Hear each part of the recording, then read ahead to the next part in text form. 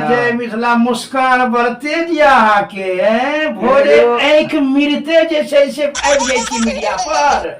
अहाँ के की होय अहाँ मैथिली में बजै छियै तहन अहाँ के तो संस्कृत में बजबाक चाहिए। किया यौ?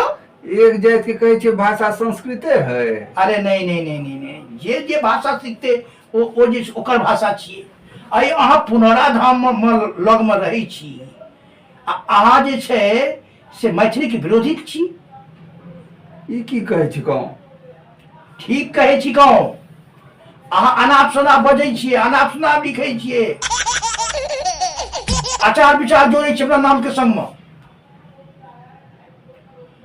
जे मैथिली लिखते ओकर जे टोन रहते ताहि हिसाब से मैथिली साहित्य लिखते, चाहे संस्कृता होय जे होय। तो की मान के मैथिली छी कहूँ? बिल्कुल नहीं, बिल्कुल नहीं। जे अहाँ के सहज में आवा, जे अहाँ के दिमाग में आवा, जे माय के भाषा छी से मैथिली छी। तैला यदि अहाँ अमीर पिने रहे छी, बात तो ठीक नहीं है।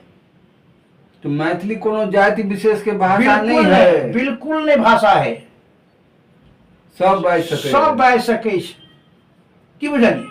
ताहि दुआरे आगाँ से ध्यान राखब कि एकरा जाति पाति में बाँटू। अहाँ जे कहै छियै कि जे अहाँ सब साइड भऽ जाउ, तो हमसब तो साइडे छी, राजनीति से साइडे छी, साहित्यो लिअ।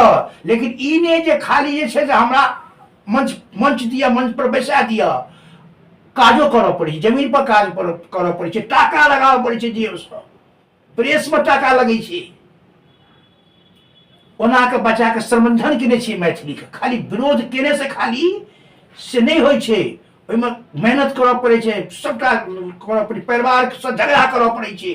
ताहि दुआरे आगाँ से कोनो चीज के विरोध करी, ओहिसे पहिने काज कए के देखाबी, तकर बाद विरोध करी। ठीक छै?